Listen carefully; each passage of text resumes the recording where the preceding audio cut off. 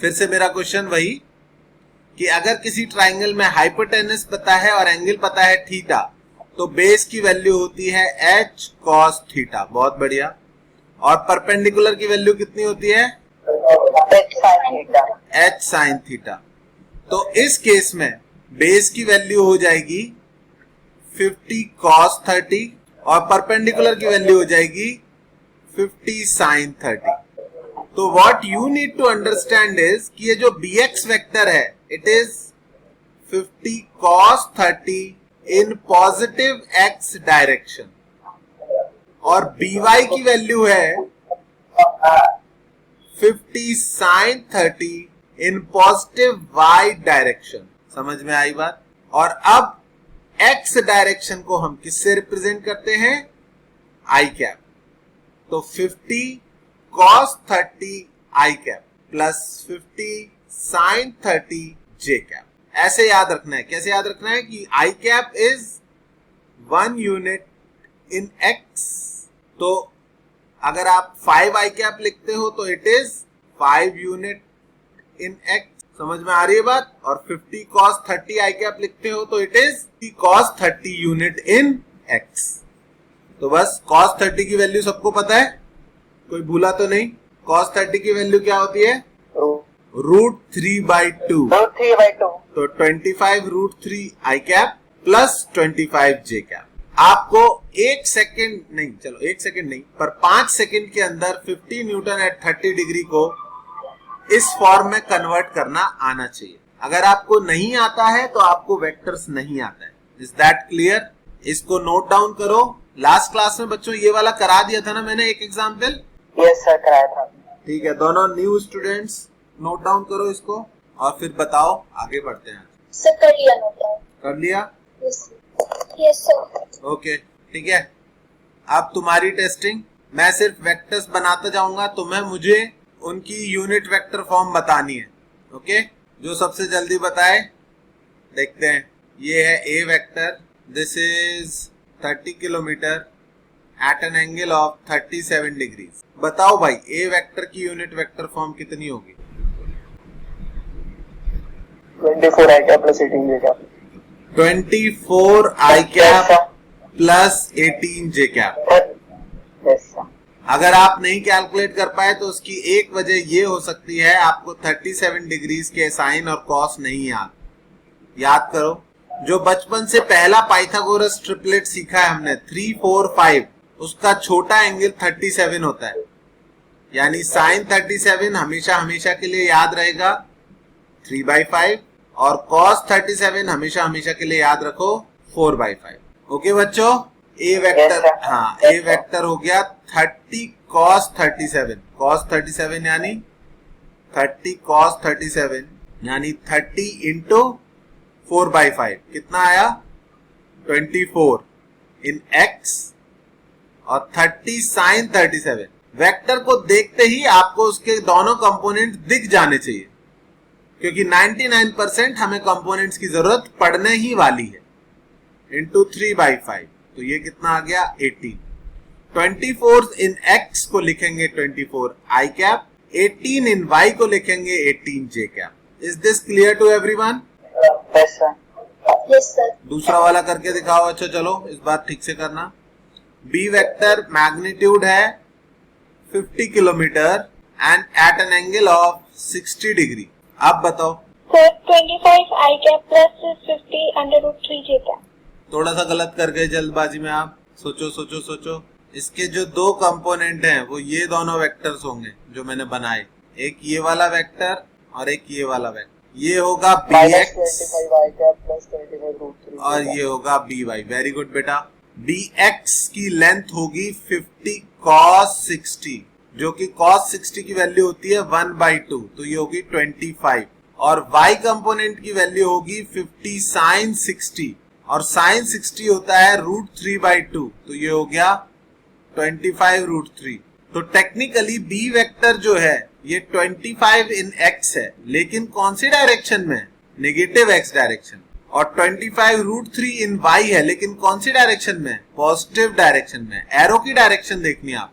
तो b vector का सही फॉर्मूला, सही यूनिट वेक्टर फॉर्म हुई माइनस 25 आई कैप प्लस 25√3 जे कैप। क्या ये बात समझ में आई? Yes, sir. माइक ऑन रखो अपने, बोलते रहो कुछ ना कुछ, ठीक है, इंटरेक्टिव इतना रहे, ठीक है, क्योंकि अगर तुम साइलेंट हो जाओगे तो अपने डाउट के टाइम पर भी नहीं बोल पाओगे, ये सोच के कि साइलेंट रहना है, साइलेंट नहीं रहना है। इतने छोटे बैच में पढ़ने का बस यही फायदा है कि किसी को साइलेंट रहने की जरूरत नहीं। ओके, अब सुनो, यूनिट वेक्टर फॉर्म में रखने के बहुत सारे फायदे हैं, ठीक है, और उनमें से सबसे मेन फायदा हम देखेंगे जब हम वेक्टर्स को ऐड करना सीखेंगे। तो हेडिंग डालो ट्रायंगल लॉ। ट्रायंगल लॉ किसका? Of vector addition. तो सिर्फ ट्रायंगल लॉ हेडिंग डालो, फिजिक्स में और कोई ट्रायंगल लॉ नहीं है, ठीक है। सबसे जरूरी बात कि ये ट्रायंगल लॉ कहां से आया? तो एक्चुअल में अगर कोई छोटी क्लास का बच्चा है, छोटी क्लास का बच्चा मतलब जिसने वेक्टर्स का कभी नाम भी नहीं सुना, जिसको वेक्टर से कोई मतलब नहीं है, अगर उसको वेक्टर से रिलेटेड प्रॉब्लम सॉल्व करनी पड़ जाए तो वो ट्रायंगल लॉ अपने आप से डिराइव कर सकता है। कैसे? मान लो ये लड़का आगे गया, 10 किलोमीटर आगे चल के गया, और फिर इसने टर्न लिया, लेकिन 90 डिग्री से टर्न नहीं लिया। कितने डिग्री से टर्न लिया? 60 डिग्री से टर्न लिया। और फिर होता है ना बच्चों, कभी कभी रोड पूरा 90 डिग्री से टर्न नहीं होती है, बस एक स्लाइड छोटे से एंगल से टर्न हो रही है। तो 10 किलोमीटर आगे गया और फिर 60 डिग्री से लेफ्ट टर्न लिया और फिर आगे फर्दर 10 किलोमीटर गया। तो ये लड़का जो स्टार्टिंग में ओरिजिन पे खड़ा था, थोड़ी देर बाद यहां दिखाई देगा। मान लो आप क्लास 10th के स्टूडेंट हो और आपको वेक्टर से कुछ भी नहीं पता, वेक्टर्स के बारे में, और आपकी टीचर ने पूछ लिया कि बच्चों इसका नेट डिस्प्लेसमेंट कितना होगा, तो आप क्या करोगे? How will you calculate this displacement without using any formula of vectors that you have read in class 11? Class 11th का बिना कोई फॉर्मूला लगाए can you calculate his displacement? किसी को कोई चीज दिमाग में आती हो तो you can tell me, you can share with me. ये वाली लेंथ कैलकुलेट करनी है, इसको मैं थोड़ी देर के लिए क्या बोल दूं? x बोल दूं या c बोल देता हूं? ये c लेंथ कैलकुलेट करनी है। कोई बता सकता है कैसे कैलकुलेट करोगे आप?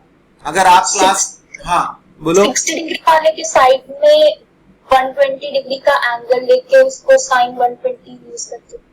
ये 120 डिग्री है, बहुत सही, लेकिन इसका यूज कैसे करें? साइन 120।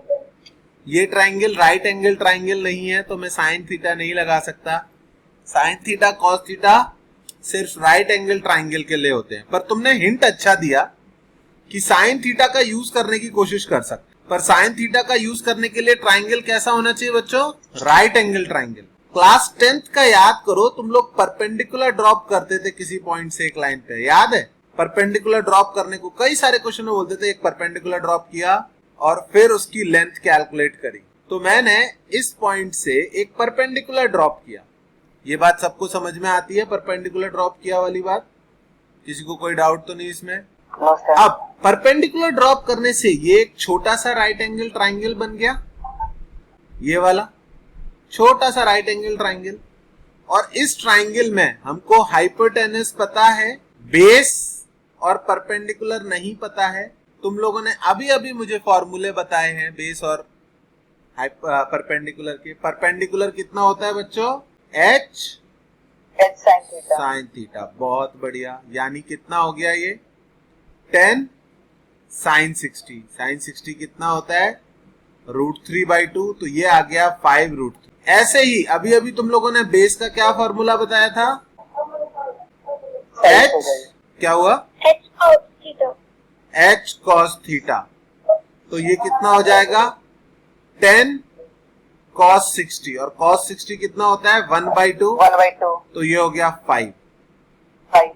तो ये 5 मिल गया, ये 10 मिल गया, ठीक है। मैं थोड़ा क्लियर करके लिख देता हूं। ये 5 हो गया, ये 10 हो गया। अब इस बड़े वाले राइट एंगल ट्राइंगल में देखो, क्या हमको टोटल बेस की लेंथ पता चल गई? 10 + 5 = 15। और क्या हमको परपेंडिकुलर की वैल्यू पता है ऑलरेडी? परपेंडिकुलर की लेंथ पता है? 5√3। तो इस बड़े वाले ट्राइंगल में, कौन से ट्राइंगल की बात कर रहा हूं मैं? इस वाले ट्राइंगल की बात। इस बड़े वाले ट्राइंगल में क्या हम बोल सकते हैं C square is equals to, यहीं पे लिख दो, C square is equals to 15 square plus 5√3 का होल स्क्वायर। 15 स्क्वायर कितना होता है बच्चों? 225 और 5√3 का स्क्वायर कितना होगा? 75 25 इंटू 3 दैट इज 75। कितना आया ये? 300। सी की वैल्यू आई √300 यानी कि 10√3। 10 और 10 किलोमीटर चला लड़का, लेकिन उसका डिस्प्लेसमेंट सिर्फ कितना आया? 10√3। बच्चों पता है √3 की वैल्यू कितनी होती है? 1.732 यानी इसकी वैल्यू आई 17.32। तो ये लड़का 10 किलोमीटर चला, फिर 10 किलोमीटर चला, पर इसका डिस्प्लेसमेंट सिर्फ 17.3 किलोमीटर आया। यही चीज वेक्टर्स की स्केलर्स से अलग होती है। स्केलर्स में 10 + 10 हमेशा 20 होगा, वेक्टर्स में 10 + 10 20 भी हो सकता है, 17 भी हो सकता है, 10 भी हो सकता है और 0 भी हो सकता है। Is that absolutely clear? और अब आपने ट्राइंगल लॉ टेक्निकली खुद से ही डिराइव कर लिया। क्या हो गया ट्राइंगल लॉ?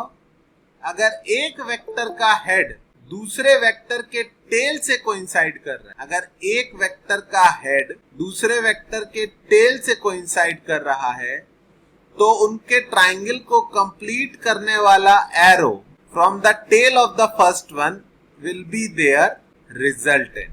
ये होता है बच्चों triangle law of vector addition. मैं इसको बोलता हूं प्यार से कॉमन सेंस। ये लड़का पहले आगे गया फिर इधर गया, तो ऑफ कोर्स इसका डिस्प्लेसमेंट यही वाली लाइन होगी ना। इसमें लॉ बनाने की क्या जरूरत थी? लेकिन ठीक है, किसने बनाया? उसने चीजों को सिंप्लीफाई करके बनाया। एक सेकेंड, कोई कनेक्ट हो रहा है क्या? कोई डिस्कनेक्ट हुआ था क्या तुम में से अभी? ठीक है, तो अगर वेक्टर ए का मैग्नीट्यूड ए है और वेक्टर बी का मैग्नीट्यूड बी है, कई बार तो लोगों को एंड तक समझ ही नहीं आता कि सर कब ए लिख देते हो कब बी लिख देते हो। वेक्टर ए का मैग्नीट्यूड कितना है? ए। वेक्टर बी का मैग्नीट्यूड कितना है? बी। और ये वाला एंगल कितना है? थीटा उनके बीच। तो this value will be b cos theta and this value will be b sine theta. और उनका जो रिजल्टेंट है उसका मैग्नीट्यूड, जिसको मैं थोड़ी देर के लिए सी बोल देता हूं, सी की वैल्यू कितनी हो जाएगी? सी स्क्वायर इज इक्वल्स टू पूरा बेस यहां से यहां तक कितना लेंदी हो गया? ए प्लस बी कॉस थीटा का होल स्क्वायर। और परपेंडिकुलर कितना हो गया? बी साइन थीटा का होल स्क्वायर। क्या ये पाइथागोरस थ्योरम समझ में आ गया सबको? Yes yes. इसको सॉल्व करते हैं तो ओपन करते हैं A square plus B square plus 2ab cos theta plus B square sine square theta, जिसको फर्दर सॉल्व करेंगे। ध्यान से देखना, ये B square cos square theta है, ये B square sine square theta है। आप लोगों को पता है cos square theta plus sine square theta कितना होता है? 1। Cos square theta plus sine square theta होता है 1। तो कॉमन लेके वो हो गया 1। तो A square plus B square plus 2ab cos theta, this is the magnitude of resultant of two vectors. हमने वही काम किया जो 10th क्लास के उस बच्चे ने कॉमन सेंस से किया। बस हमने क्या किया, उसका एक फॉर्मूला डिराइव कर लिया। अब हमें बार बार पूरी मेहनत करने की जरूरत नहीं है। A vector plus B vector का जो मैग्नीट्यूड है वो किसके बराबर होगा? स्क्वायर हटा के रूट लगा देंगे, under root A square plus B square plus 2ab cos theta. सबको पता है ये फॉर्मूला, पूरे देश को पता है। लोगों को इसका डेरिवेशन नहीं आता, इसलिए वो सही जगह पे यूज नहीं करते, कहीं भी उल्टी सीधे जगह यूज करते बैठते हैं। जहां पर कंपोनेंट लेके ऐड करना होता है वहां पर ट्राइंगल लॉ लगाते फिरते हैं। और सब ये भी बोलते रहते हैं कि एक्चुअल में तो बहुत इजी है, फॉर्मूला बेस्ड है, बस हम नहीं हो पा रहे सेलेक्ट। उसकी एक ही सिंपल वजह है कि प्रूफ नहीं आते लोगों को, डेरिवेशन नहीं आते, सब रट के बैठे हैं। और बिलीव मी 10 लाख में से 5 लाख बच्चा रट के बैठा हुआ है और सोच रहा है कि मेरा काम हो जाएगा। इस बार जितना इजी आया पेपर नीट का, इससे इजी पेपर दोबारा जिंदगी में नहीं आएगा कभी। ठीक है, पता नहीं क्यों इतना इजी बनाया गया था। फिर भी रटने वालों का काम नहीं हो सकता। क्यों? क्योंकि कब यूज करोगे फॉर्मूला ये नहीं पता, इसलिए ये तुम्हें समझना पड़ेगा। ये रटने से किसी का भला नहीं हुआ। लिख लो इसको, अपने हाथों से लिखना, स्क्रीनशॉट मत लेना। हमने दो वेक्टर के रिजल्टेंट का मैग्नीट्यूड कैलकुलेट किया है। इन टर्म्स को समझो, रिजल्टेंट का मैग्नीट्यूड, दो वेक्टर्स थे जिनका मैग्नीट्यूड a और b था, उनके रिजल्टेंट का magnitude √a² + b² + 2ab cos theta है। ऑफ कोर्स हम अभी एग्जाम्पल सॉल्व करके देखेंगे, लेकिन फिर भी बात समझ में आनी चाहिए। लिख लिया सबने? Yes sir. पक्का? Yes sir. लास्ट Yes, चीज, sir. हमें दो वेक्टर्स के रिजल्टेंट का मैग्नीट्यूड मिल गया, उसकी डायरेक्शन अभी नहीं मिली है, तो डायरेक्शन भी तो निकालनी पड़ेगी, क्योंकि एक वेक्टर की दो इंपॉर्टेंट चीजें होती हैं, उसका मैग्नीट्यूड और उसकी डायरेक्शन। तो मैग्नीट्यूड तो मिल गया √a² + b² + 2ab cos theta, पर इस रिजल्टेंट की डायरेक्शन क्या होगी, मतलब इसका a वेक्टर के साथ ये एंगल कितना होगा, फाई, ये निकालना और सीखना, और बहुत इजी है। उसी बड़े से ट्राइंगल में ध्यान से देखो बच्चों, tan थीटा का क्या फॉर्मूला होता है, परपेंडिकुलर अपॉन बेस। तो tan फाई का क्या फॉर्मूला होगा, यहाँ पे 90 डिग्री है, परपेंडिकुलर कितना है, perpendicular b sin theta, b sin theta upon base, कितना है base, a plus b cos theta. a plus b cos. ये हमें क्या मिल गया, angle between a vector and resultant of a vector and b vector. और बच्चों ये वाला थीटा कौन सा एंगल था, angle between a vector and b vector. बस इसको और लिख लो, यहां पर ट्राइंगल लॉ की कहानी खत्म होती है और अब हम वेक्टर से डील कर सकते हैं, क्योंकि ये बेसिक लॉ होता है that you need to add and subtract. हटाओ इसको, done. Yes sir. Yes, sir. हाँ, कई बार याद रखने में दिक्कत होती है, तो मैं ऐसे याद रखता था, जिस वेक्टर के साथ एंगल निकालना है वो अकेला आता है इसमें, ठीक है, मतलब ऐसी की ट्रिक थी छोटी सी, याद रखने को, वैसे ही याद रहे, आई होप, ठीक है, ओके। अब अगर मैं आपको दो वेक्टर्स देता हूं, तो पहली चीज, what is the angle between the vectors, what is the angle between these vectors. इसी में गलती हो जाती है कभी कभी, वो तो बहुत ही सैड सिचुएशन हो जाती है। क्वेश्चन आता था एंगल गलत देख के। बच्चों जब भी वेक्टर्स के बीच एंगल देखना है तो आपको उनका टेल एक पॉइंट पे रखना है। इन दोनों वेक्टर्स के बीच एंगल कितना है, 30 डिग्री, दिस इज करेक्ट। पर अगर उनका टेल सेम पॉइंट पर नहीं है, जैसे कि इस केस में दोनों वेक्टर्स का टेल सेम पॉइंट पर नहीं है, तो इस केस में what is the angle between A vector and B vector, क्या आंसर दोगे, 60। कैसे करना है, किसी भी एक वेक्टर को पैरेलल मूव कर लो। वेक्टर्स को पैरेलल मूव करना अलाउड होता है, क्योंकि पैरेलल मूव करने से उनकी डायरेक्शन चेंज नहीं होती, उनका मैग्नीट्यूड चेंज नहीं होता। तो ए वेक्टर को आगे शिफ्ट किया और अब दिख जाएगा 180 माइनस 120, ये एंगल कितना आ गया, 60 डिग्री। तो यहाँ पे दोनों वेक्टर्स के बीच कितना एंगल है, 60 degree. Very good. C part में एक वेक्टर ऐसे है और दूसरा वेक्टर ऐसे है, 45 degree. What is the angle between vector c and vector d, 45. No no no, यही तो समझा रहा हूँ। 180 minus 40. ये तुम्हें बताना पड़ेगा ना माइनस करके, माइनस भी तुमको ही करना है ना, माइनस मैं करूंगा एग्जाम में बैठे बैठे। 135. Very good. इसको आगे शिफ्ट कर लिया, सी वेक्टर को, सबको आता है। जैसे ही आगे शिफ्ट किया, ये वाला एंगल कितना हुआ, 180 माइनस 45, दैट इज 135 है, 135 है, ठीक है। तो 135 आंसर हुआ, वेरी गुड। और एक और ले लेते हैं, डी। ये वाला ऐसे था वेक्टर, ये वाला ऐसे था वेक्टर, और ये वाला एंगल था 60 डिग्री। ये है पी वेक्टर, ये है Q vector. What is the angle between P vector and Q vector, 60. कितना, 60 degree. Very good. इस बार पी को आगे खिसकाओगे और क्यू को आगे खिसकाओगे, जब टेल टू टेल लेके आओगे तो तुम देखोगे कि अरे अभी भी एंगल कितना है, इनको क्या बोलते हैं, वर्टिकली अपोजिट एंगल, ये भी 60 डिग्री, ठीक है। तो फर्स्ट थिंग फर्स्ट, कभी भी सिली मिस्टेक नहीं करनी है, वेक्टर देख के उनका एंगल ठीक मार्क करना। अगर आपको लगता है आपको लिखना चाहिए तो you should write it down. Okay, कोई एक एग्जाम्पल भी आपसे गलत हुआ था तो you should write it down, वही वाला एग्जाम्पल. ठीक है, now you are ready to add vectors and calculate their resultant. ठीक है, जो बच्चे सेलेक्ट होते हैं यूजुअली उनको मैग्नीट्यूड और एंगल देख के रिजल्टेंट पहले से पता होता है. I am not saying in every case, पर जो इंपॉर्टेंट केसेस हैं उन सब के आंसर्स रटे होते हैं. रटना नहीं है बैठ के, लेकिन अगर दो फोर्स वेक्टर्स हैं 50-50 न्यूटन के, उनके बीच एंगल 0 है, मतलब दोनों सेम डायरेक्शन में, तो क्या लगता है उनका रिजल्टेंट का कितना मैग्नीट्यूड होगा? 50√2. क्या तुमने मेरा क्वेश्चन सुना नहीं? दो फोर्स वेक्टर्स हैं 50 न्यूटन के और उनके बीच एंगल कितना बोला मैंने? 0 डिग्री. तो उनका रिजल्टेंट कितना होगा? क्या रिजल्टेंट होगा उनका? एड अप हो जाएगा 100 न्यूटन. इसके लिए तुम्हें फॉर्मूला ना लगाना पड़े तो ही अच्छा है, क्योंकि अगर फॉर्मूला लगाओगे तो तुम लिखोगे a² + b² + 2ab cos 0. cos 0 कितना होता है बच्चों? 1.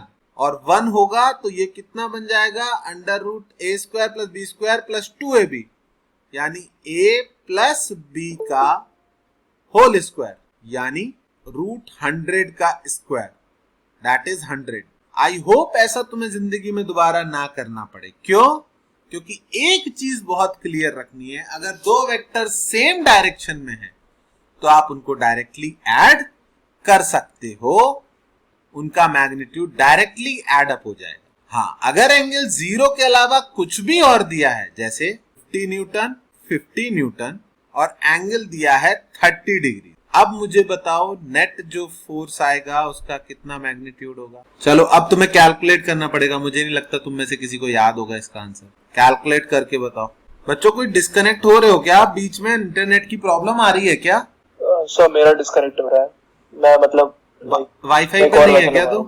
अपने रूम में वाईफाई पे लग जाएगा, हो जाएगा. अच्छा ठीक है. थोड़ा दूर हो जाता है वो, हाँ इसलिए हो रहा है डिस्कनेक्ट. ठीक. मतलब मोबाइल डेटा पे भी चल जाता है ये, पर बहुत अच्छा नहीं, बट चल जाता है. ओके.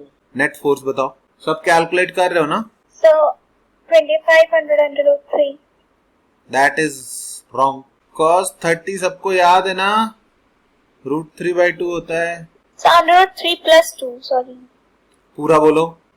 2500 √2 + √3. These are 8 में. 2500 कॉमन आ जाएगा, वो √50 हो जा, उसका √50 हो जाएगा, अंदर बचेगा 2 + √3. आई होप एग्जाम में कभी तुम्हें इससे ज्यादा कैलकुलेशन ना करनी पड़े, बट किसी को पता है 2 + √3 कितना हो जाएगा? √3 होता है 1.732. 3.732 का रूट कोई निकाल सकता है बिना कैलकुलेटर यूज किए? 36119 का स्क्वायर होता है, तो ये 19 से 1.9 से जस्ट बड़ा आएगा. अंदाजे से लिख रहा हूं 1.92 आएगा या 93 आएगा. ठीक है, 50 × 1.93 कैलकुलेट करके लिख रहा हूं. 5 3 या 50, 9 5 या 46 and 1 9 5 45 + 1 46, 4 5 1 are 9, 5 1 are 5 and 4 9. I think इसका आंसर आएगा 96.5. इसकी कैलकुलेशन आपको एग्जाम में कभी नहीं करनी पड़ेगी. Your final answer will be 50 √2 + √3. यहां तक सब पहुंच गए थे? जी सर. अर्पणा यहां तक आ गया था आंसर? Yes sir, आ गया. अपर्णा ना, मैं गलत बोल रहा हूँ Yes, ना? sir. अपर्णा. यस. एक्चुअली दोनों नाम होते हैं, मैंने दूसरा नाम नहीं सुना है किसी का. हाँ. एनीवे, मेरा पॉइंट ये था बच्चों कि जब दो वेक्टर्स के बीच 0 डिग्री है तो रिजल्टेंट आया 100 50-50 का. जब एंगल थोड़ा सा बढ़ा दिया 30 डिग्री कर दिया तो रिजल्टेंट आया 96.5. अगले केस में मैं एंगल 60 डिग्री कर दूंगा और आंसर आएगा 50√3. उससे अगले केस में मैं एंगल 90 डिग्री कर दूंगा और आंसर आएगा 50√2. उससे अगले केस में मैं एंगल 120 डिग्री कर दूंगा और आंसर आएगा 50. और उससे अगले केस में मैं एंगल 180 डिग्री कर दूंगा और आंसर आएगा 0. दिस इज वन थिंग जहां पे white board becomes so much better at teaching, क्योंकि मैं सारे केसेस एक साथ लिख पाऊं. I am trying to get to that in this app also, लेकिन अभी तक मैं इसको इतना नहीं बना पाया कि ये व्हाइट बोर्ड जितना हो जाए. ए बी 3 केसेस है, सी डी. मैंने सेम क्लास आज दिन में उसमें वहां पे पढ़ाई, बच्चों को पढ़ाई सेम क्लास, और उसमें मैंने सारे एक साथ दिखा पाए थे. 2 वेक्टर्स अगर सेम मैग्नीट्यूड के हैं बच्चों, 50 होना जरूरी नहीं है, 100 होना जरूरी नहीं है. एक्चुअल ट्रबल आप तब फेस करोगे जब वेक्टर का मैग्नीट्यूड गिवन ही नहीं होगा. It will be a variable like F और एक्स और एल, और ये 3 केस आपको बड़े अच्छे से आने चाहिए.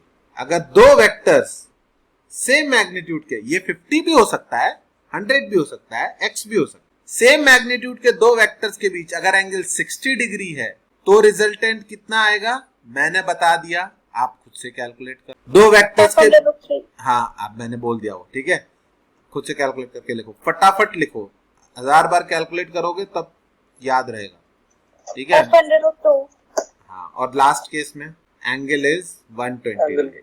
60 डिग्री का आएगा, मैं लिख देता हूं, मुझे नहीं पता तुम खुद से कर रहे हो या नहीं. A square plus B square plus 2 AB cos 60. बच्चों cos 60 होता है 1/2, तो 2 से 2 कट जाएगा, ये हो जाएगा f square plus f square plus f square. आपको ऑलमोस्ट रटा पड़ा होना चाहिए, पर बैठ के रटना नहीं है, सॉल्व कर करके रट जाना चाहिए कि अगर 2 वेक्टर्स सेम मैग्नीट्यूड के 60 डिग्री पे है तो रिजल्टेंट आता है f√. अगर 2 वेक्टर्स 90 डिग्री पर है तो रिजल्टेंट कितना आएगा, a square plus b square plus 2ab cos 90. cos 90 बच्चों कितना होता है, 0. तो इस केस में आंसर आएगा √2f. ये उससे भी छोटा हो गया. अगर 50 वैल्यू पुट करें तो ये आएगा √3 इंटू 50. समझ रहे हो, ये आएगा √2 इंटू 50. और लास्ट केस का ये सबसे इंपॉर्टेंट है कि अगर 2 फोर्सेस 120 डिग्री पे लगे, ठीक है, 2 फोर्सेस अगर 120 डिग्री पे, हाँ बोलो बोलो बोलो sir. Net F net is equals to F.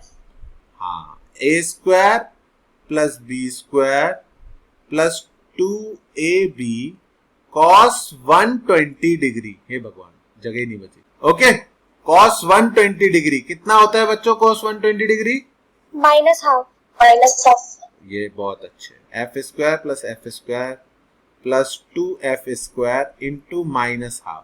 ठीक है, तो that will B √f square, क्योंकि ये और ये एक दूसरे से कट जाएंगे, यानी कि f. तो ये 3 आपको टिप्स में पता होने चाहिए. इसके अलावा 2 जिन पे अभी आपको कभी मेहनत नहीं करनी है वो पता होने चाहिए. अगर f है तो रिजल्टेंट f नेट हमेशा 2f होगा, और a b c d e f case और g केस अगर 2 फोर्स वेक्टर्स है और अपोजिट डायरेक्शन में है तो उनका रिजल्टेंट हमेशा 0. These are like the 5 cases जिनमें आपको आई होप आज के बाद कभी पेन न चलाना पड़े, आपको पहले से पता हो कि यही होता है, क्योंकि it is all about saving time, और टाइम तो ऐसे ही बचेगा जब प्रैक्टिस बहुत ज्यादा की हो. Is this clear to everyone? Yes sir. Very good. Yes sir. अब किसी ने बोला कि जब वेक्टर्स को ऐड करना इतना आसान है, सारे केसेस तो लगभग याद ही कर लिए हमने, तो फिर ये यूनिट वेक्टर का हमने क्यों झंझट पाला. मतलब हम ऐसे ही करके ऐड कर सकते थे वेक्टर्स को, कोई दिक्कत नहीं होती. तो उसको भी समझो. इनमें से हर केस में जो रिजल्टेंट आएगा, मैंने एक वेक्टर को आगे खिसकाया, एक का हेड दूसरे के टेल से लगाया, ये बना रिजल्टेंट. एक को आगे खिसकाया, दूसरे के हेड से टेल मिलाया, ये बना रिजल्टेंट. एक को आगे खिसकाया और दूसरे के हेड से कनेक्ट किया और फिर ये बना रिजल्ट. इनमें से हर केस में ना सिर्फ रिजल्टेंट का मैग्नीट्यूड कैलकुलेट करना एक जॉब है, बल्कि उसकी डायरेक्शन भी कैलकुलेट करनी पड़ती. तो अगर हमें 2 से ज्यादा वेक्टर कभी ऐड करने पड़े तो ट्रायंगल लॉ के थ्रू ऐड करना will be a very tough. तो उसका क्या सॉल्यूशन है? उसका एक सिंपल सा सॉल्यूशन है, वो ये कि हम अब से अपने सारे वेक्टर्स को यूनिट वेक्टर फॉर्म में लिखें. यूनिट वेक्टर फॉर्म में एडिशन करना बहुत आसान है. अगर a वेक्टर है कैप प्लस 4j कैप और b वेक्टर है i कैप से 6i cap plus 11j cap, तो फर्स्ट ऑफ ऑल अगर आपसे कोई बोले भाई ये वेक्टर्स ड्रॉ करके दिख, प्लीज ड्रॉ दीज वेक्टर्स, तो क्या आप इनको ड्रॉ कर सकते हो बिना किसी दिक्कत के? सभी लोग ड्रॉ कर सकते हो ना? You don't have to hide anything, okay? हाँ, अगर ए वेक्टर को ड्रॉ करना पड़े तो x में 3 और y में 4, ये बन गया, मैंने रफली अंदाजे से बना दिया ए वेक्टर। और बी वेक्टर x में 6 और y में 11, रफली अंदाजे से बना दिया बी वेक्टर। ये हो गया ए वेक्टर, ये हो गया बी वेक्टर। अब किसी ने बोला कि इनको ऐड कर दो, तो ट्राइंगल लॉ से ऐड करने के लिए पहले मैं इनका मैग्नीट्यूड कैलकुलेट करूं। ये होगा √3 स्क्वायर प्लस 4 स्क्वायर, ये होगा √6 स्क्वायर प्लस 11 स्क्वायर। ये चीज समझ में आती है ना? मैग्नीट्यूड इतना कैसे आया? Yes yes sir. सर। मैं कुछ चीजें अज्यूम करता हूं कि तुमको पता है, अगर तुम्हें नहीं पता है तो मैं बस मुझसे पूछना एक बार, ओके? तो पहले तो इनका मैग्नीट्यूड कैलकुलेट करो, फिर इनके बीच का एंगल कैलकुलेट करो, जो कि क्वेश्चन में गिवन नहीं है। फिर a square plus B square plus 2ab cos theta करो, या फिर ऐसा कुछ मत करो। ऐसा कुछ मत करो से मेरा क्या मतलब है? बस अपना कॉमन सेंस लगाओ। कॉमन सेंस से मेरा मतलब है triangle law of vector addition कहता है कि पहले a वेक्टर ड्रॉ करो, कितना? 3i cap plus 4j cap. मैं भी अंदाजे से ही बना रहा हूं। a वेक्टर बनाया ये मैंने, x में 3 और y में, this is a vector.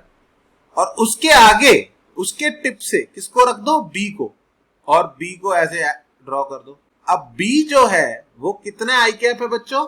6i cap. तो b वेक्टर x में और कितना फर्दर आगे जाएगा? 6। और b वेक्टर y में कितना है? 11। तो y में कितना ऊपर गए? 11। And by triangle law of vector addition, क्या ये वाला वेक्टर इन दोनों का रिजल्टेंट हो जाएगा? और तुम देख सकते हो कि जो a vector plus b vector है उसका x कितना है? 3 यहां और 6 यहां, तो हो गया टोटल 9। और उसका y कितना है? ये वाला 4 और ये वाला 11, तो y हो गया। And now the a vector plus b vector हमको डायरेक्टली कितना मिल गया? a vector plus b vector मिल गया 9i cap plus 15j cap. तुम बोलोगे कि सर ये सब मेहनत भी क्यों कर रहे हो, तो हम ऐसे ही जोड़ देते, x x वाले अपने जोड़ देते और y y वाले अपने जोड़ देते। एक बार आपने वेक्टर को यूनिट वेक्टर फॉर्म में लिखना सीख लिया तो सारी मैथमेटिक्स जो आपने ट्राइंगल लॉ, पैरेललोग्राम लॉ में लगाई, उसका ऑलमोस्ट यूज जीरो हो जाता। तो that is why writing vectors in unit vector form is far more important. Is this clear to everyone? जब तक हम वेक्टर चैप्टर में रहते हैं सब लोग इसको ठीक से यूज करते हैं, जैसे ही दूसरे चैप्टर्स में इनका यूज आता है तब आप लोग गलती करने लगते हो। मैं एग्जाम्पल देके समझाता हूं, हटा दूं इसको? Yes sir. ठीक है। यूनिट वेक्टर्स में वेक्टर्स को ऐड करना बहुत आसान है। दूसरा चैप्टर जैसे कि सर्कुलर मोशन की बात, okay? Circular motion, particle circle में घूम रहा है, ठीक है?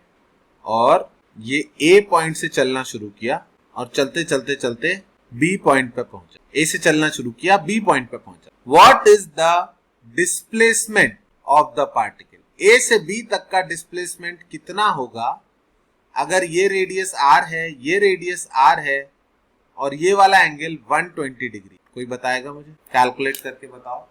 मैं जरा पानी की बोतल लेके आता हूं, यू गाइस कैलकुलेट इट।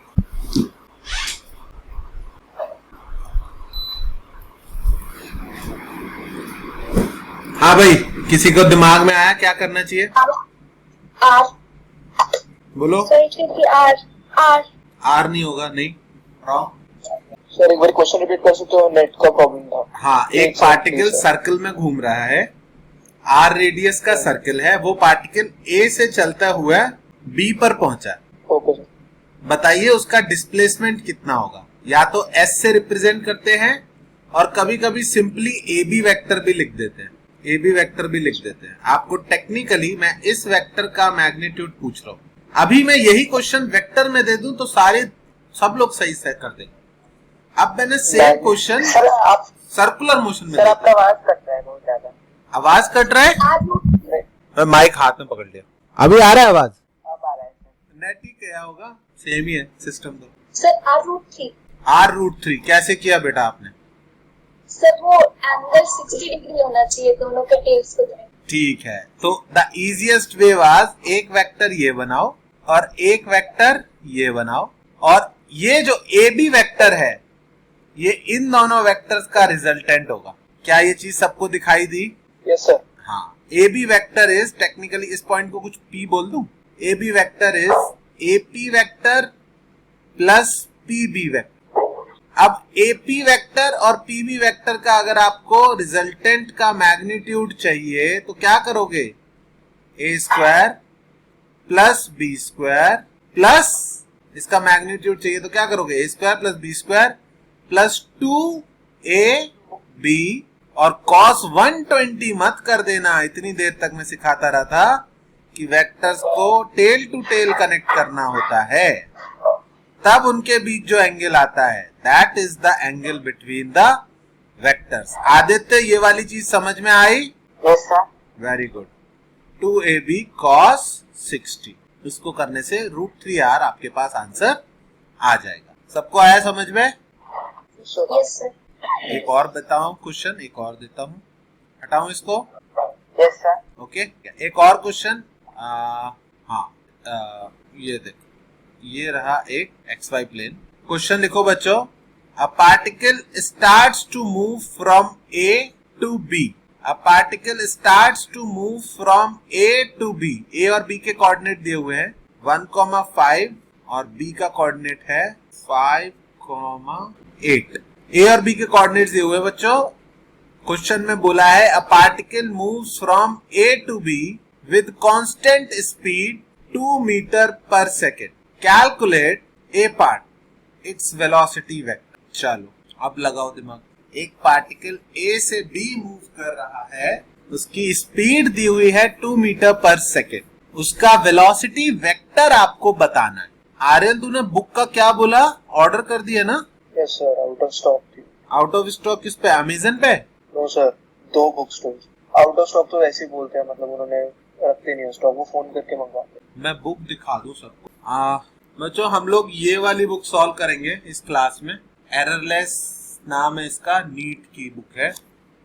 और ये इसलिए चूज कर रहा हूं मैं क्योंकि एक तो इसमें सॉल्यूशन दिया है और इसमें हर एक वैरायटी का क्वेश्चन दिया है और इसमें टॉपिक वाइज क्वेश्चंस दिए हैं। मतलब अगर मैं किसी दिन एरर इन मेजरमेंट पढ़ाऊं तो मैं उसके क्वेश्चन बता सकता हूं कि ये वाले क्वेश्चन सॉल्व करने हैं। तो इस क्लास में जो भी ज्वाइन करेगा, आप में से जो लोग भी फाइनल करोगे, हम लोग यही वाली बुक सॉल्व करेंगे। एररलेस फिजिक्स फॉर नीट भी आती है, फॉर जेई भी आती है, तो आप अपने अकॉर्डिंगली खरीद सकते। पुराना एडिशन, सेकंड हैंड, कुछ भी चलेगा, कुछ भी चेंज नहीं हुआ है पिछले 5-10 साल में। ठीक है, ऑथर और पब्लिकेशन बता दीजिए।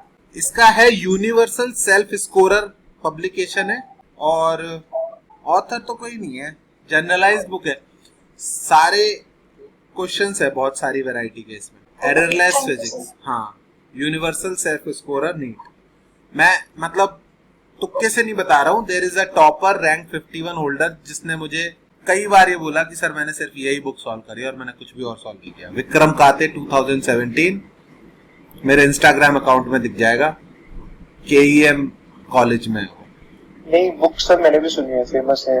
हाँ, और there is another guy Gunjan Gattani, rank 29 या 21, नहीं 29, 2018, बेस मुंबई में जब मैं पढ़ाता था। And he solved HC Verma completely, which is surprisingly so different from this. But Gunjan की physics was very very good. वो क्वेश्चंस ऑलमोस्ट मेरी स्पीड पे सॉल्व करता था। He was exceptional. उसने बहुत कम क्वेश्चन सॉल्व किया and still got very good rank. But Vikram Kate is a better example क्योंकि वो बहुत हार्ड वर्किंग था and he got his rank due to hard work. और उसने बुक का एक एक चैप्टर का एक एक क्वेश्चन लगाया था। बहुत बार मैंने उससे पूछा कि मैंने कहा तूने कुछ भी और सॉल्व नहीं किया? उसने बोला मैंने कुछ भी और सॉल्व नहीं किया सर, सिर्फ इसी के डाउट। सर इसका क्या? सर इसका आंसर 2i + 3/2j क्या है? एक सेकेंड, इस क्वेश्चन में करना क्या है? हमें एक वेक्टर फाइंड आउट करना है। एक बर्ड, या बर्ड बोलिए, क्या बोला मैंने, पार्टिकल। एक पार्टिकल ए से बी मूव कर रहा है, उसकी वेलोसिटी चाहिए। वेलोसिटी का मैग्नीट्यूड बच्चों दिया हुआ है। एक वेक्टर की दो चीजें होती है, एक उसका मैग्नीट्यूड, दूसरा उसका डायरेक्शन। इसमें समझने की बात है कि वेलोसिटी का मैग्नीट्यूड गिवन है कितना, 2 मीटर पर सेकेंड, पर उसकी डायरेक्शन गिवन नहीं है। ये समझ में आ रहा है ना, v के ऊपर कैप लगा है, उसकी डायरेक्शन गिवन नहीं है। तो चूंकि पार्टिकल a से b मूव कर रहा है तो इस पार्टिकल की वेलोसिटी की डायरेक्शन और ए बी वेक्टर की डायरेक्शन यानी ए बी कैप क्या सेम होने चाहिए या नहीं होने चाहिए? वेलोसिटी की डायरेक्शन, क्या वेलोसिटी और वेक्टर ए बी एक दूसरे के पैरेलल है? अगर है तो वो वेक्टर भले ही सेम ना हो पर उनकी डायरेक्शन डेफिनेटली सेम होगी। क्या ये बात आपके समझ में आती है सब लोगों के, या किसी को कोई डाउट है? सर आ गई पक्का?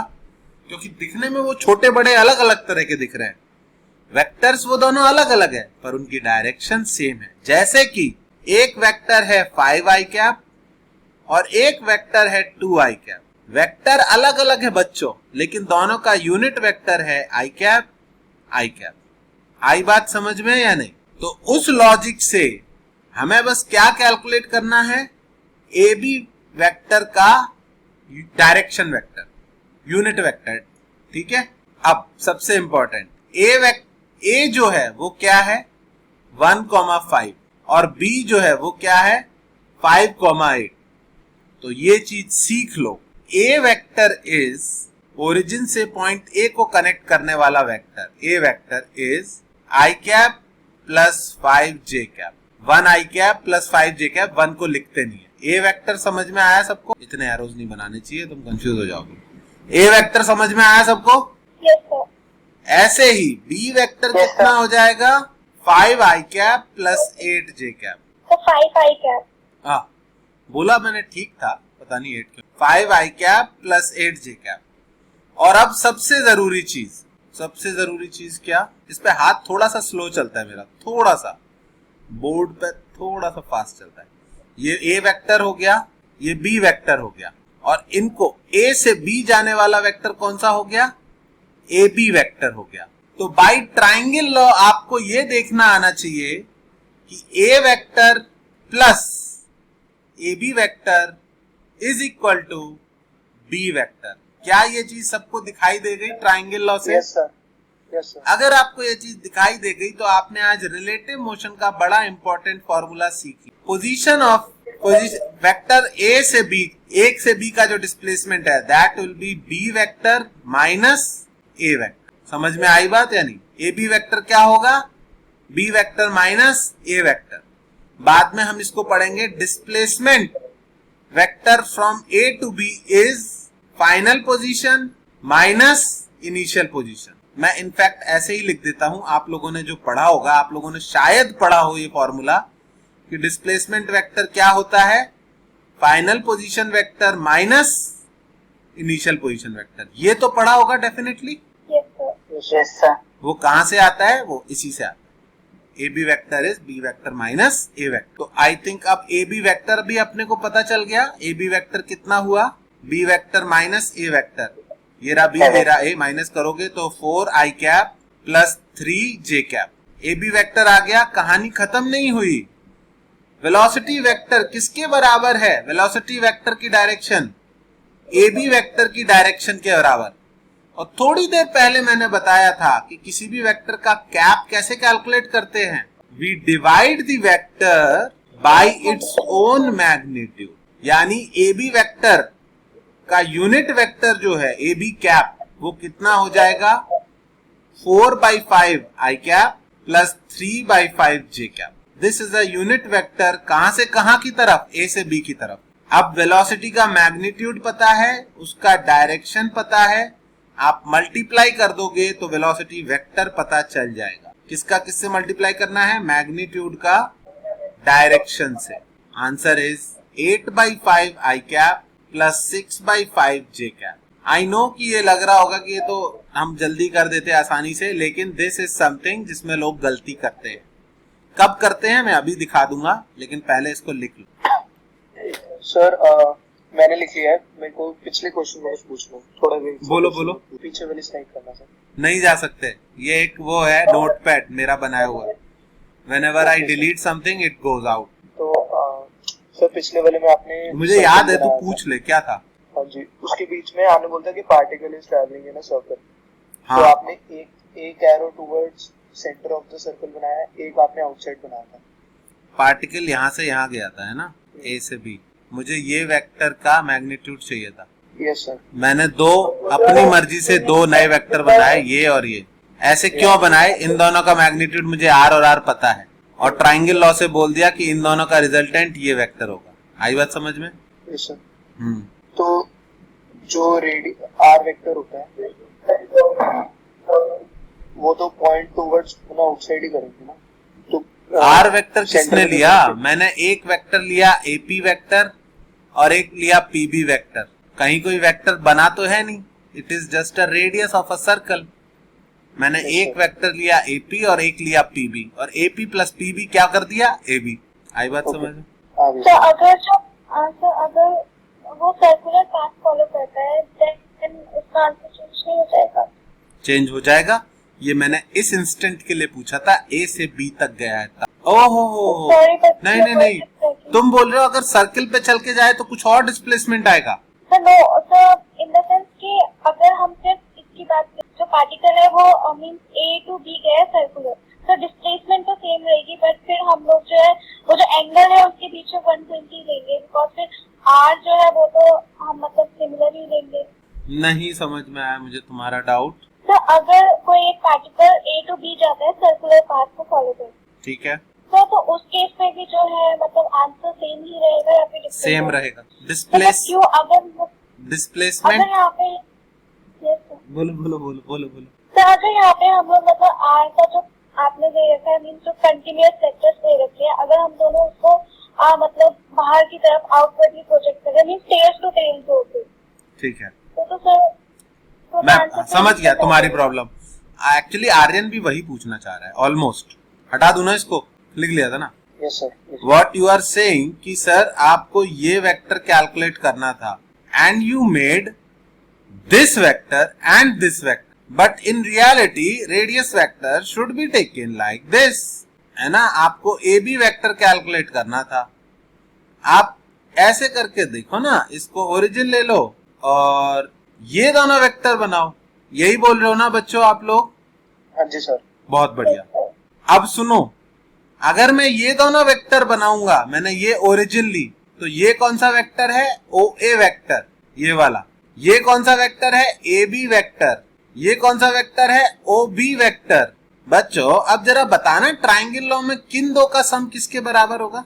ध्यान से देखना इसको, फिगर को। किसका हेड किसके टेल से कोइंसाइड कर रहा है?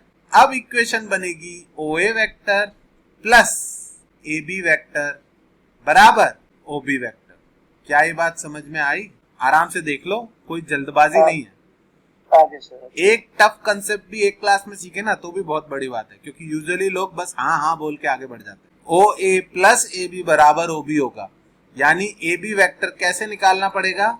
O b vector minus O A vector, और ओ बी वेक्टर और ओ ए के बीच एंगल कितना है? 60 डिग्री बन गया, ऑपोजिट होगा। ओ बी वेक्टर और ओ ए वेक्टर के बीच 120 है, लेकिन अब इनके बीच माइनस साइन है, तो फॉर्मूला क्या बनेगा?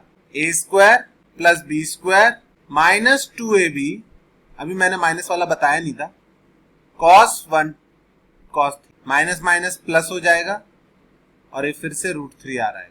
जिसको भी जो भी कंफ्यूजन था, क्या आप दोनों को क्लियर हो गया? हाँ जी sir.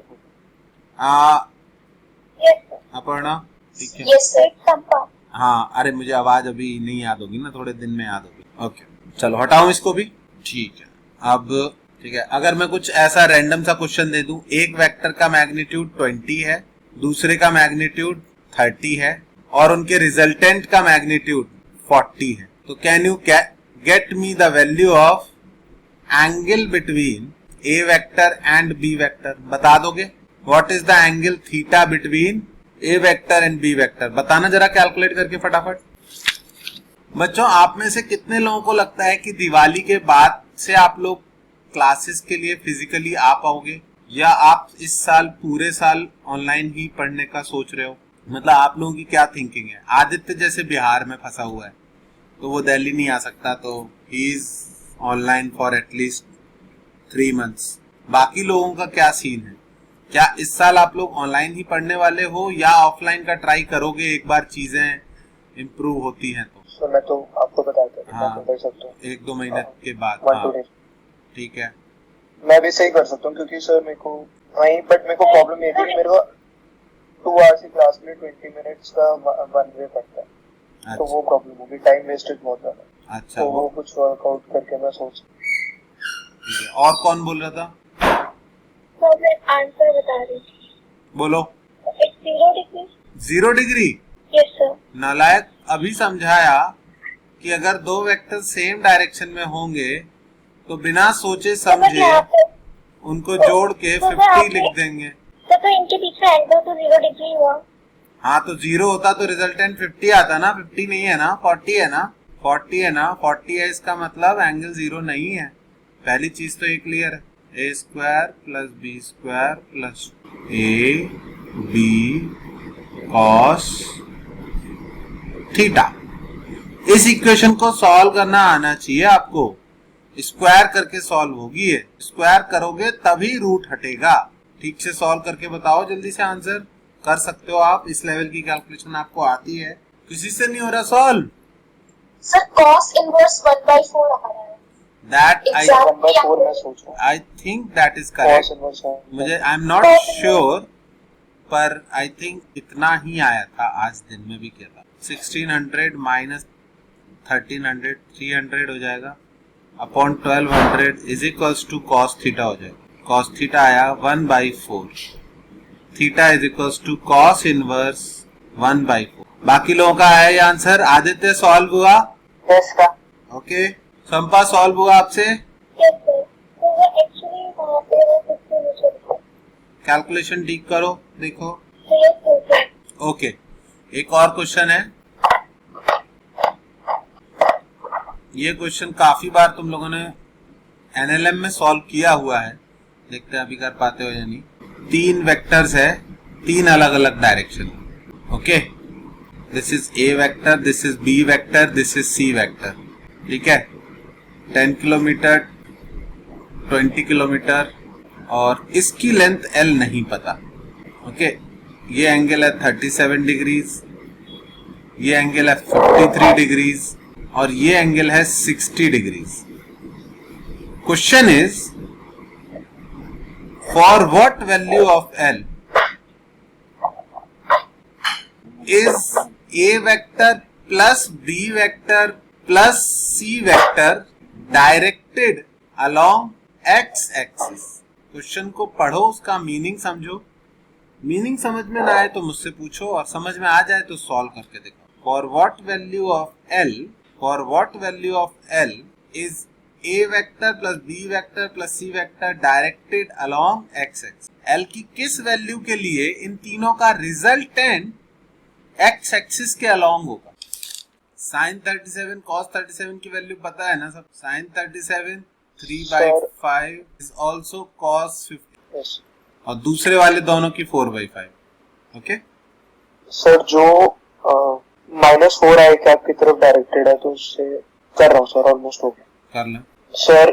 L is equal to 8, मतलब L इक्वल्स टू 8। हम्म।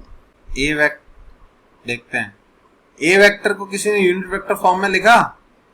मैंने लिखा sir 8 I cap plus 6 J cap plus 6 J cap, very good.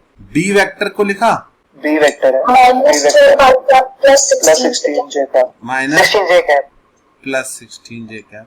अब सी वेक्टर को ऐसे लिख देते हैं एल की फॉर्म में, तो वो जाएगा माइनस नहीं प्लस L/2 आई कैप माइनस L√3/2 जे कैप। ये है फंडा। क्या ये तीसरे वाले को लिख पाए आप? मैंने वेरिएबल्स के लिए लिखना बताया था कि ये बहुत इंपॉर्टेंट है। L cos 60 हो जाएगा L/2 आई कैप, L sin 60 नीचे की तरफ आएगा, इसका हॉरिजॉन्टल कंपोनेंट आगे होगा पर वर्टिकल नीचे होगा, तो हॉरिजॉन्टल में प्लस आई कैप, वर्टिकल नीचे की तरफ है तो minus j cap. Is that clear to everyone? इसमें किसी को दिक्कत तो नहीं? ये इंपॉर्टेंट है। No sir. और जब इनको ऐड करेंगे तो कौन 0 हो जाना चाहिए? क्या बोला है मैंने? Resultant should be directed along x axis, यानी जो y वाला टर्म है, y वाला टर्म कितना बनेगा? जे कैप 6 प्लस 16 माइनस L√3/2। ये क्या हो जाना चाहिए? 0। समझ में आई बात या नहीं? तो 22 minus L√3/2 should be equal to 0, जिससे L की वैल्यू आई थिंक आएगी 44/√। किसी को आया समझ में या नहीं? यस सर आप दो। और वो दूसरा वाला कंपोनेंट आएगा L/2 -4, पर मुझे उसकी चिंता करनी ही नहीं है। क्यों? क्वेश्चन में दिया है it should be directed along x axis, यानी y एक्सिस का टर्म 0 होना चाहिए। Is this absolutely clear to everyone? ये क्वेश्चन बहुत रिपीट होता है अलग अलग फॉर्म में। समझ में आया? Yes sir. आगे सर प्लीज एक बार रिपीट कर दीजिए। क्या? कौन सी लाइन? लास्ट वाला। इसको ऐड किया तीनों को, L/2 फिर इसको ऐड करने पे ये आया तीनों J वाले, और ठीक है सर। इसको 0 कर दिया, बस इसको उठा के 0 कर दिया। ठीक है? ठीक है। अच्छा, एक होता है ट्राइंगल लॉ और दूसरा होता है पैरेललोग्राम लॉ। एक्चुअली दोनों का रिजल्ट सेम ही होता है, फिर भी दोनों बताए जाते हैं अलग से, क्योंकि जो ट्राइंगल लॉ पैरेललोग्राम लॉ होता है बच्चों को दोनों सेम रिजल्ट देता है। फर्स्ट थिंग, सेम रिजल्ट मतलब पैरेललोग्राम कहता है कि इसको आगे शिफ्ट करने की क्या जरूरत है, आगे एक डॉटेड लाइन बना लो इसके पैरेलल और इसके पैरेलल यहां पे बना लो, तो ये शिफ्ट करने जैसा ही तो हो गया। इसको आगे शिफ्ट करते ट्राइंगल लॉ लगाने के लिए, समझ में आ रही है बात? मतलब इसको यहाँ पे शिफ्ट करते बी वेक्टर को, फिर ये ए का हेड बी के टेल से मिलाते, फिर रिजल्टेंट ड्रॉ करते। तो पैरेललोग्राम सेज कि वो शिफ्टिंग विफ्टिंग की कोई जरूरी नहीं है, आप बस उनका पैरेललोग्राम कंप्लीट कर लो और ये वाला जो वेक्टर होगा ये क्या हो जाएगा? A vector plus B vector. सबको बात समझ में आई कि पैरेललोग्राम लॉ और ट्राइंगल लॉ सेम ही होता है? Yes sir. ठीक है, उनका रिजल्ट भी सेम होता है कि magnitude of A vector plus B vector कितना हुआ? √a² + b² + 2ab cos theta. वो तो चेंज हो ही नहीं सकता, गलत चेंज हो जाएगा तो दूसरा लॉ गलत प्रूव हो जाएगा। ठीक है, पर हाँ इसमें कुछ फायदे होते हैं। जैसे अगर मैं बोलूं कि बी वेक्टर को 180 डिग्री से रोटेट कर दो, ये रहा ए वेक्टर, ये रहा बी वेक्टर, और मैं बोलूं बच्चों बी वेक्टर को 180 डिग्री से उल्टा बना दो, तो ये कौन सा वेक्टर हो जाएगा? आज ही बताया, माइनस बी वेक्टर। और अब ए वेक्टर और माइनस बी वेक्टर का पैरेललोग्राम ड्रॉ कर लिया जाए तो इनका डायगोनल कौन सा वेक्टर बन जाएगा? A vector plus minus B vector. ये बात आती है समझ में? Yes sir. तो ये वेक्टर कौन सा हो गया? A vector minus B vector. तो अगर A vector plus B vector लिखना आता है या ड्रॉ करना आता है तो A vector minus B vector draw करने में कोई ज्यादा दिक्कत नहीं होनी चाहिए। दूसरा, अगर ए वेक्टर को उल्टा बना लेते ऐसा, तो ये कौन सा वेक्टर हो जाता? b - a minus A vector. Sorry मैं रिजल्टेंट बोल दिया। और इसका जो पैरेललोग्राम बनाते और इसका डायगोनल बनता, तो ये कौन सा है? बी वेक्टर प्लस माइनस ए वेक्टर, तो ये हो जाएगा B vector minus A vector. I know कि तुमको प्रोबेबली ये सब पता है, लेकिन मेरा काम है कि I can not take any chances. और ये जो चौथा बनेगा इसका, ये किन दो का रिजल्टेंट हो जाएगा? माइनस ए वेक्टर माइनस बी वेक्टर। मुझे बस आपको ये बताना है कि अब से हमारे पास ए वेक्टर माइनस बी वेक्टर का भी एक फॉर्मूला है, और वो क्या फॉर्मूला है? वो फॉर्मूला है A vector plus minus B vector का मैग्नीट्यूड। ये रहा ए वेक्टर, ये रहा माइनस बी वेक्टर। अगर ए वेक्टर और बी वेक्टर के बीच एंगल थीटा है तो ए वेक्टर और माइनस बी वेक्टर के बीच एंगल 180 माइनस थीटा हो जाएगा या नहीं? तो same formula a² plus minus B का magnitude b² plus 2ab cos 180 minus theta. और आज से आपको याद रखना है कि सेकंड क्वाड्रेंट में cos नेगेटिव होता है, तो cos 180 माइनस थीटा कितना हो जाएगा? a² plus b² minus 2ab cos। आई नो कि एंड में जाके तुम इसे रट ही लोगे, लेकिन फिर भी it is my job to tell you the proof. Okay, A vector plus B vector a² plus b² plus 2ab cos theta minus B vector a² plus b² minus 2ab cos theta. तो please note down कर लो। लिख लिया बच्चों? Yes sir. Okay, अच्छा अगर मैं बोलूं कि A vector plus B vector is equal to का magnitude is equal to A vector minus B vector, इसका क्या सेंस निकालोगे? ये कब कब ट्रू हो सकता है? What are the possible conditions when this will be true? जब थीटा 90 डिग्री हो जाएगा। Very good. अगर थीटा 90 डिग्री हो जाएगा तो बच्चे क्या होगा? a² plus b² plus 2ab cos theta. अगर थीटा 90 डिग्री हो गया तो cos 90 वाला टर्म 0 प्लस में भी और A square plus B square minus 2ab cos theta, minus में भी दोनों में ये वाला टर्म 0 हो जाएगा। पर इसके अलावा और भी कंडीशंस है। 270 नहीं, ए और बी में से कोई 0 हो, बी 0 हो जाए या ए 0 हो जाए। तो हमेशा तीनों ऑप्शन पढ़ लेना, क्योंकि चौथा ऑप्शन दिया होगा all of the above. Okay, और प्रोबेबली ये मार्क। समझ में आया सबको? दूसरा, अगर इस पे सबसे ज्यादा जो क्वेश्चन पूछा जाता है मैं बोलूं तो A vector minus B vector का मैग्नीट्यूड बराबर है ए वेक्टर के, का मैग्नीट्यूड बराबर है बी वेक्टर के। तो बताइए what is the angle theta between A vector and B vector? Sir 120 होगा नहीं होगा, एक बार सर सोचो। तुम इस क्वेश्चन का आंसर दे रहे हो, बड़े सिमिलर हाँ, हैं तो बहुत गलती होती है इनमें, तो इसीलिए मैंने सोचा ये अलग से लिखा दूं। इस केस में थीटा कितना होगा? 120 डिग्री। आज हमने किया ना, ये सबको याद है ना? एफ और एफ का रिजल्टेंट एफ कब आ गया था? जब थीटा कितना था? 120 डिग्री। एफ और एफ का सब्ट्रैक्शन एफ कब आएगा?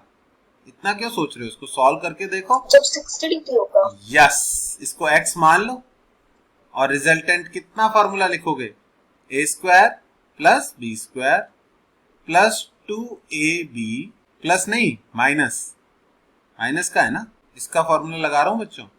ए square plus B square minus 2ab cos theta बराबर किसके आ जाना चाहिए?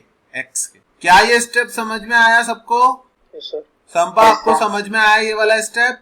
माइक म्यूट है आपका, ऑफ है। A square plus B square, हाँ ये वाला स्टेप कि A vector minus B vector का मैग्नीट्यूड ए वेक्टर के बराबर रख दो जो बी के बराबर है। तो सबको x मान लिया और x पुट कर, ठीक है? इसकी वैल्यू भी x आनी चाहिए। इसको जब आप सॉल्व करोगे तो ये 2x square minus 2x square cos theta बराबर x आएगा। x इसको स्क्वायर ओपन करोगे तो ये भी स्क्वायर हो जाएगा, और मेरे पास जगह नहीं है पर ये कॉस थीटा थोड़ी सी मेहनत करोगे तो 1/2 आ जाएगा। यानी थीटा कितना होगा इस केस में? 60 डिग्री। ये थोड़ा याद रखना बच्चों, क्योंकि ना बहुत जल्दी में आप लोग आंसर करते हो 120 डिग्री और 60 डिग्री।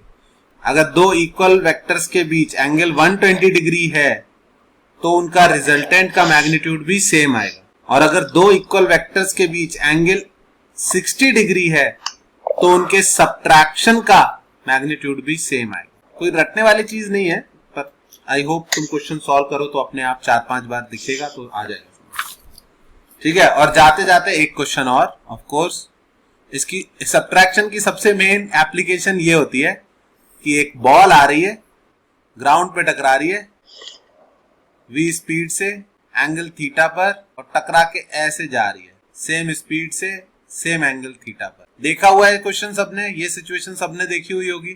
थर्मोडायनेमिक्स में पार्टिकल के साथ भी होता है, दीवार पे v से थीटा डिग्री पे टकराता है और फिर थीटा डिग्री पे जाता है। इलास्टिक कोलिजन के केस में ऐसा होता है। Question is what is the change in momentum of the particle? कितना होगा? What is the change in momentum of the particle? किसी को आता है डायरेक्टली? याद है किसी को? 2mv cos theta. तुमको याद है और गलत याद, मतलब सही याद है और मुझे पता था इसलिए मैंने थीटा चेंज कर दिया। वो वर्टिकल के साथ होता है तो 2mv cos थीटा होता है, इस केस में 2mv sin थीटा आएगा। ओके? आपने जनरल फॉर्मूला पूछा था? नहीं, मैंने जनरल फॉर्मूला नहीं पूछा था, मैंने जो क्वेश्चन लिखा है उसका आंसर पूछा था। ओके? तुम लास्ट ईयर कहाँ से कोचिंग किए हो बेटा? कहीं से नहीं, खुद से पढ़ रहे थे? Very nice. खुद से कैसे पढ़ते हैं ये तो मुझे पता ही नहीं। मैं तो अगर कोटा नहीं तैयारी करने जाता तो पता नहीं क्या होता करियर में। थैंक गॉड मैं चला गया। अब मुझे बताओ दोस्तों, इसको कैसे करना है? क्या आपको याद है चेंज इन मोमेंटम होता था final momentum minus initial momentum? याद है या नहीं याद है? इसको ऐसे भी लिख सकते थे, m into final velocity v2 minus initial velocity v1। देखो भाई 80% जनता तो एग्जाम में ये करने वाली है। आई होप उस 80% में तो तुम नहीं ही हो। इन दोनों बॉल की before and after speed same है, वेलोसिटी सेम नहीं है, ठीक है? वेलोसिटी वेक्टर दोनों के अलग अलग हैं। इसका वेक्टर v2 वेक्टर है और इसका वेक्टर v1 वेक्टर है। दोनों का मैग्नीट्यूड सेम है, ये भी v और ये भी v, तो दो वेक्टर्स का डिफरेंस कैसे कैलकुलेट करते हैं? सिंपल है, दोनों को यूनिट वेक्टर फॉर्म में लिखो। कोई बताएगा v2 वेक्टर की यूनिट वेक्टर फॉर्म क्या होगी? इस वेलोसिटी को कंपोनेंट क्या क्या होंगे? हॉरिजॉन्टल कंपोनेंट कितना होगा? तो v cos थीटा। बहुत बढ़िया, वर्टिकल v sin थीटा। तो v2 वेक्टर को बच्चों में लिख रहा हूं v cos theta i cap plus v sin theta j cap. That is absolutely correct, thank you very much. अब ऐसे ही इसके भी दो कंपोनेंट होंगे, एक इधर एक इधर। v1 वेक्टर को क्या लिखूंगा मैं? आगे की तरफ होगा v cos theta. cos theta क्यों? क्योंकि ये थीटा है तो ये भी थीटा हो जाएगा। v cos थीटा और v sin थीटा। कोई एक पर्सन बताओ। आदित्य आप बताओ, v1 वेक्टर को क्या लिखूंगा मैं i कैप j कैप में? Sir cos plus i cap. v cos theta i cap, इसको समझो v cos theta x direction में है, तो v cos theta i cap, और v sin थीटा के साथ क्या आएगा? Sir minus j cap. Minus v sin theta j cap.